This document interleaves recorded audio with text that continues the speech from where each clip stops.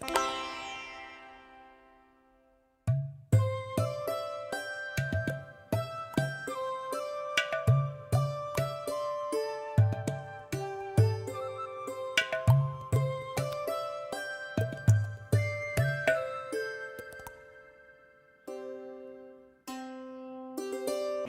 come to the dais and deliver the keynote address.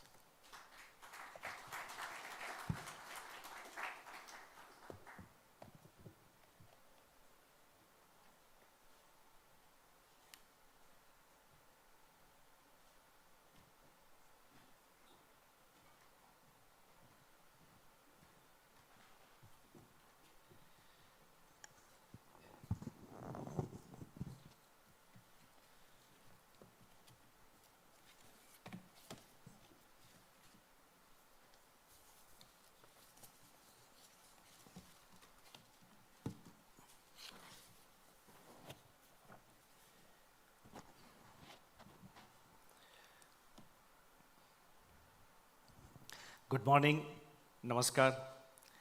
Governors, deputy governors, and other senior officials from various central banks of the Global South, members of the Reserve Bank of India Central Board, secretaries and officials from Government of India, distinguished panelists, speakers, and dignitaries, my colleagues from the Reserve Bank of India, ladies and gentlemen. I am delighted to once again, on behalf of RBI, welcome you to this high-level conference of central banks from the Global South. This conference has been organized, as it was mentioned a little while ago by my colleague. This has been organized as a part of the commemoration of the 90th year of the Reserve Bank of India, which was established in the year 1935. It's been a long journey for the bank, and the bank today has established itself as a credible public institution in India. This annual event is a part of various conferences and seminars which we have arranged this year, as again mentioned by my colleague Rajiv Ranjan a little while ago. And he has already explained very well the focus of this conference and the background from where we are coming. And I would like to just add that this year we have arranged 3 international conferences, this being the third one. The first one was on digital technologies, emerging technologies and new challenges. That was held in Bangalore. The second conference, international conference, was held in New Delhi in the month of October, and the theme was central banking at crossroads. And this is a theme specifically dedicated to issues critical and pertaining to the central banks of the Global South.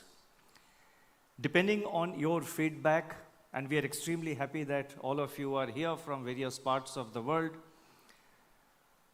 depending on your feedback and the response and the interest we get, we actually propose to convert this into an annual event, whereby we will assemble together governors, central bankers from the Global South with focus on sharing each other's experiences and dealing with the emerging challenges given the kind of uncertainties that we face, and the uncertainties seem to be growing day by day. Since my colleague has already explained the overall global situation very briefly though, I would turn specifically to the subject of this conference. Over the last few years, as all of you would be aware, the global economy has gone through multiple crises. We saw a global pandemic.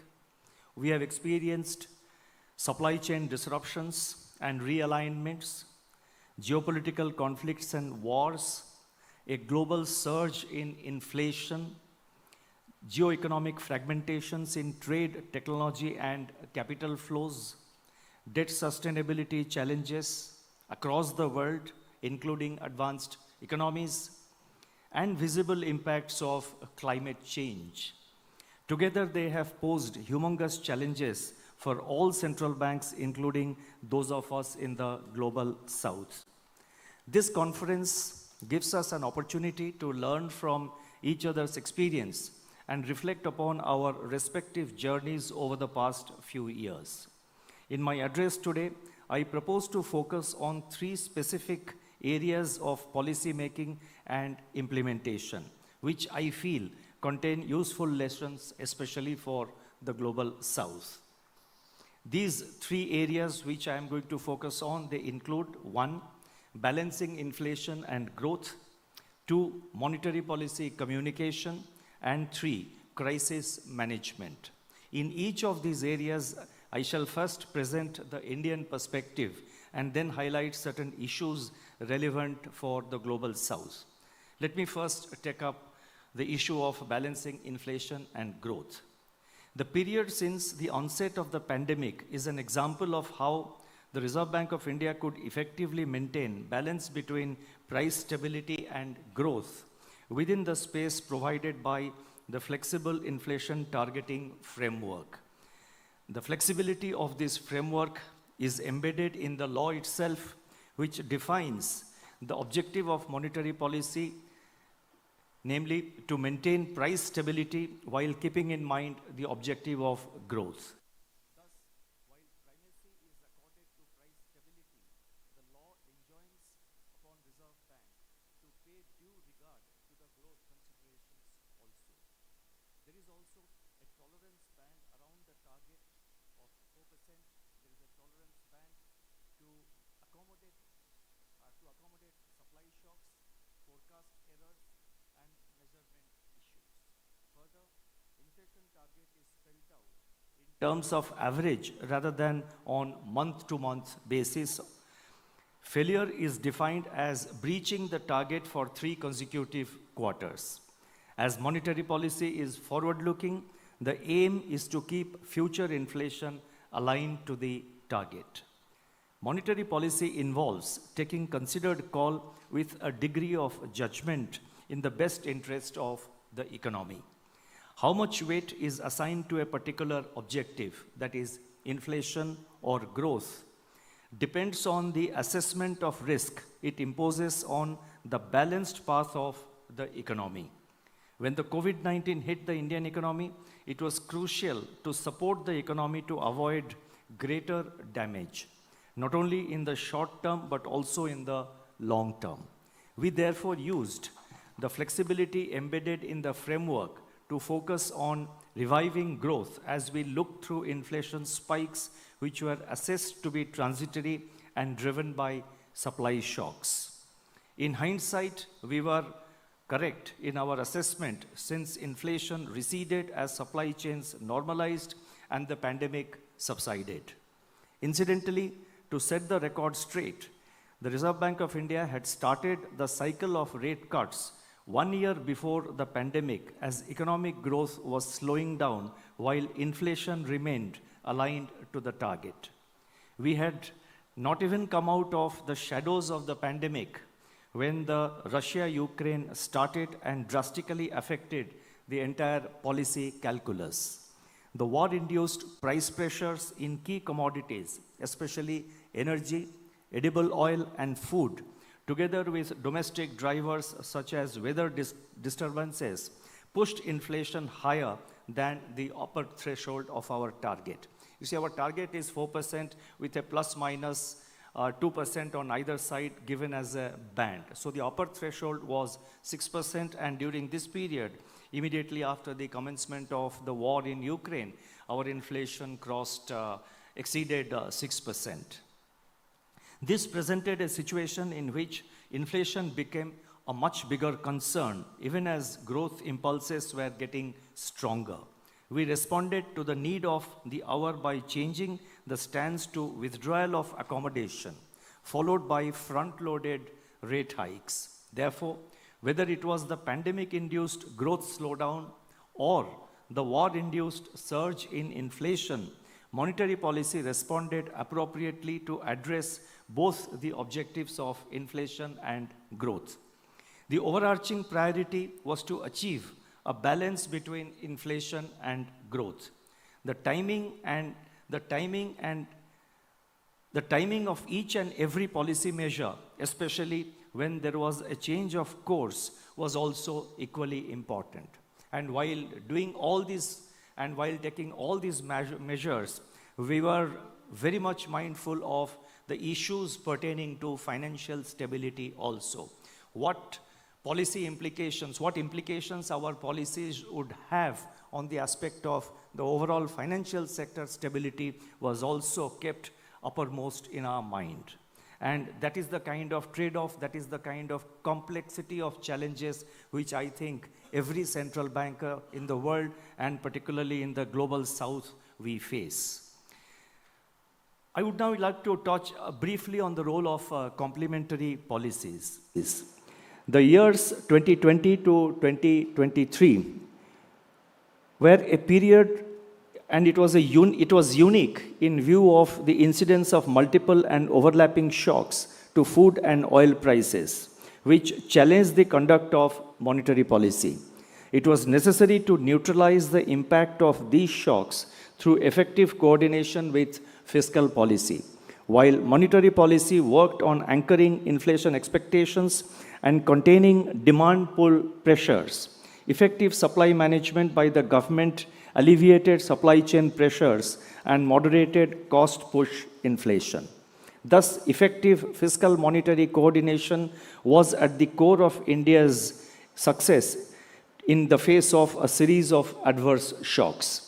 From this perspective, macroeconomic stability becomes a shared responsibility of both monetary and fiscal authorities.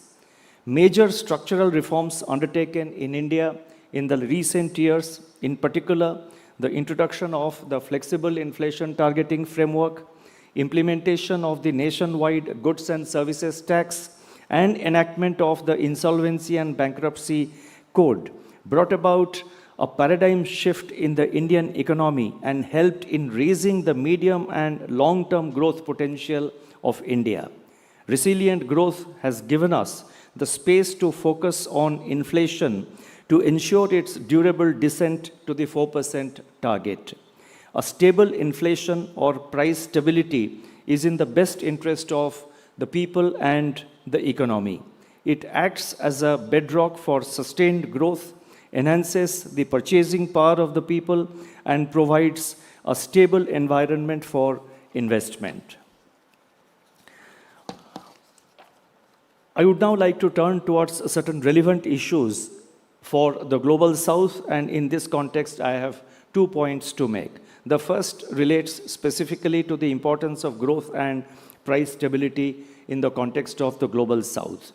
The global south faces more difficult growth inflation trade-offs. First, unlike advanced economies, these countries have a lot of catching up to do to increase their per capita income and productivity. Therefore, growth is a fundamental necessity for these countries, but it cannot be and should not be at the cost of price stability.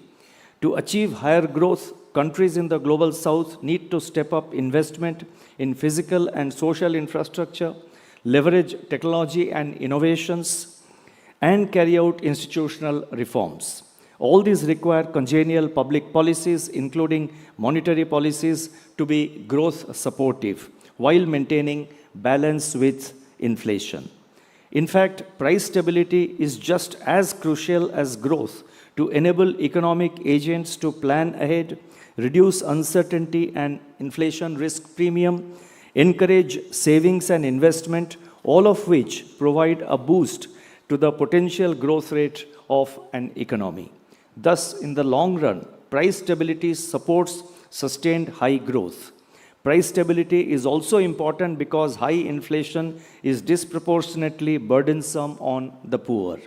The second point I want to make in this context relates to fiscal monetary coordination in balancing inflation and growth, and why it is important, particularly for the global south. Another aspect of managing the balance between growth and supply-driven inflation relates to the role of fiscal monetary coordination. This is very important for countries of the global south, which have a significant share of low-income population with large developmental needs. They are most vulnerable to supply shocks, needing fiscal support, which puts further burden on the limited budgetary resources of these countries. In this context, the Indian experience in managing supply-side inflation through effective fiscal monetary coordination could be a learning template for all my fellow central bankers from the global south. The second aspect, as I mentioned, first I talked about growth inflation balancing. In the interest of time, I have tried to be, very brief and very brief and to the point. And I would particularly look forward, I'm sure all of us look forward to the detailed discussions, the panel discussions that we will be having around these themes. Let me now turn to central bank communication, which is the second area of my address. Over the last few decades, central bank communication has undergone a major transformation. From being cryptic and obfuscating prior to the 1990s to being eloquent and prescient in recent times has been the path of central bank communication. There has been greater realization that monetary policy, in essence, is the art of managing expectations, and its effectiveness is enhanced through active and more lucid communication. At the Reserve Bank of India, we have actively used communication to anchor expectations. When conditions warranted, we combined rate and liquidity operations with appropriate forward guidance for greater effectiveness of our policies. For instance, we provided both state and time-based forward guidance of continuing with the accommodative stance of monetary policy during the pandemic to support growth. In the tightening phase, which commenced in April-May 2022, the nature of communication was appropriately fine-tuned to ensure successful transmission of policy rate hikes. When we took a pause on the policy rate in April 2023, after having raised it by 250 basis points, it was important to anchor market expectations from running ahead or front-running the central bank. It was therefore emphasized that it was a pause and not a pivot. This was to ensure that past rate actions were transmitted fully to the broader economy. The focus was on anchoring inflation expectations by emphasizing our firm commitment to realign inflation with the target. We also categorically said that it is not enough to be within the tolerance band and that our job is not finished until we reach the target of 4% on a durable basis. Now, I have talked about communication. I have said the kind of approach we have adopted in the Reserve Bank of India. I would now like to focus on the importance of communication, especially in the context of the Global South.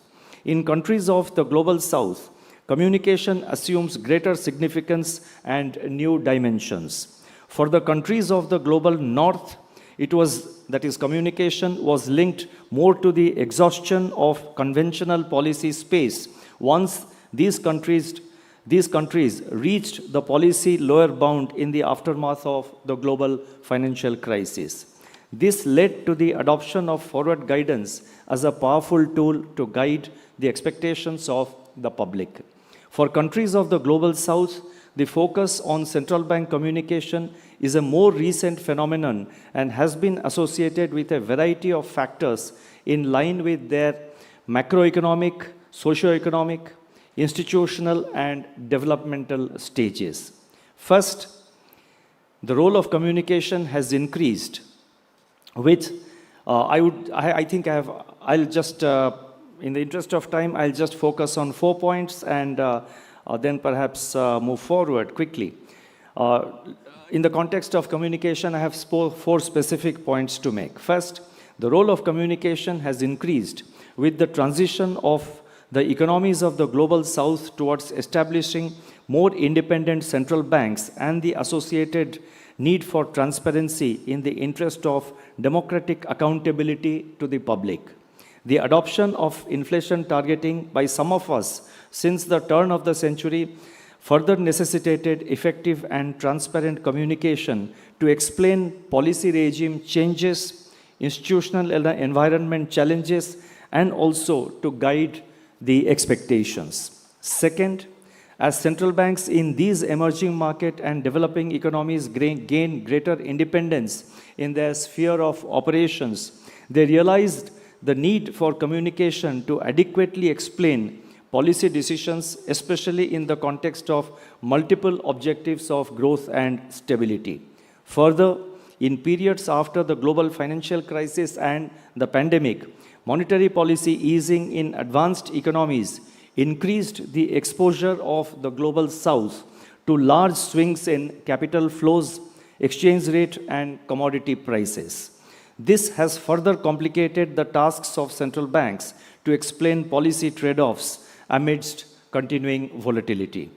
Third, there is growing recognition that effective communication obviates the need for large or frequent policy changes or even any change at all if the inflation expectations are well anchored through appropriate communication. Of course, communication has to be backed by actual action as may be required from time to time. Overall, effective communication in sync with the conduct and stance and goals of monetary policy would contribute to fostering macroeconomic stability. Learning from each other's experience and building synergies in this important aspect of monetary policy can go a long way in laying out the blueprint for best practices in communication for the global south. The third area which I wanted to highlight relates to perspectives in crisis management. I have briefly touched upon our tempestuous journey while navigating the crisis-ridden years. Let me now briefly summarize how the Reserve Bank's experience has been unique among central banks. When the COVID-19 pandemic struck, we reduced the policy repo rate, but not below our inflation target of 4%, which could have made the real policy rates negative. That is, if we had reduced it below 4%, our real policy rates could have become negative. And thus, we were not ultra accommodative in our monetary policy at that time. We took conventional and unconventional measures to address liquidity constraints created by the COVID-19 related dislocations and lockdowns. These measures were not just aimed at enhancing the overall liquidity in the system, but ensuring its distribution across the various needy sectors. These measures were not open-ended, and in fact, most of these measures were time-bound and announced and carried preset terminal dates. In other words, when we announced these measures, they were offered for limited periods of time, and the end date was also announced. As a result, the unwinding of the liquidity infusion that we did, it did not cause much market disruption at that time. It automatically unwound itself because the end dates had been preset. Further, the counterparties involved in our liquidity operations were only banks and all India financial institutions regulated by the Reserve Bank of India with no dilution of collateral standards. In fact, the underlying strength of the Reserve Bank of India's balance sheet was not diluted. And I am happy to share that within 3 years or so of the commencement of the pandemic, the size of the Reserve Bank's balance sheet had again come back to where we had started at the beginning of the pandemic. In other words, the liquidity infusion which had been carried out, which had been done during the pandemic period, had been pulled back. Most of it due to the fact that the liquidity measures were not open-ended and had end dates announced at the time of the announcement of the measure itself, and also because of the various measures that we took at that time. In fact, if you recall, the COVID hit most parts of the world in March 2020, and we started the process of infusing liquidity. In fact, we had started a bit of liquidity infusion even before the pandemic in the month of February 2020. And in February 2021 or January 2021, if I remember correctly, but it was in the first quarter of 2021, we came out with a liquidity management framework. And under that, we started slowly, undertaking, various specific measures to slowly, drain out the excess liquidity in the system. So if you recall earlier on in my address today, I had mentioned about timing, the importance of timing of decisions. So here again, I would like to emphasize that not only the decisions have to be right, but the decisions have to be well timed. Because as I had pointed out elsewhere very recently, often central banks are accused of doing too little, too late, or too much, too early. So therefore, the timing is a crucial aspect of every decision making, and a well-timed decision enhances its effectiveness. And that is something which, as central bankers, I think it is our responsibility to have a correct, at least endeavor to have a correct assessment of the current situation and the expected situation, the outlook, and suitably time our decisions. We confined our asset during the period of pandemic. We confined our asset purchase program to government securities and solely through secondary market. Unlike some inflation targeting emerging market economy central banks that made emergency provisions to operate in the primary market to finance the government directly. In the 1990s, the Reserve Bank stopped, by way of a policy reform, the Reserve Bank stopped automatic monetization of the budget deficit of the government. It was a major reform undertaken by the Reserve Bank of India in association with the central government, of course. And we have adhered to that policy even till now. Although during the pandemic period, considering the stress that the economy and that every individual, everybody, all of us, all over the world, we were facing, there were temptations to start financing the government budget deficit. But I think it was a considered call, which was taken it was a considered and a prudent policy call taken not only by the Reserve Bank of India, but the Reserve Bank of India and the central government together to avoid Reserve Bank direct financing of the government deficit. Instead, all the asset purchase program that we did by announcing government security acquisition program 1.0 and 2.0, we confined ourselves only to secondary markets. Also, the resolution frameworks for COVID-19 related stressed assets of banks and non-bank lenders that the Reserve Bank of India announced were not open-ended, but were subject to certain financial and operational parameters to be achieved as part of the loan restructuring process. It may be observed that most of our pandemic measures were nuanced, keeping in mind the price and financial stability challenges that may arise in the future. So just as the liquidity measures which we had announced were not open-ended, similarly the resolution framework to deal with the stressed loans that the banks carried in their books or the non-banking lenders carried in their books, even for restructuring of these loans, we set certain operational and certain financial parameters which the individual loan portfolio had to achieve at the end of the resolution period. So that ensured that the resolution that was actually implemented and worked out by the banks were prudent and were specific to the requirements of the individual asset.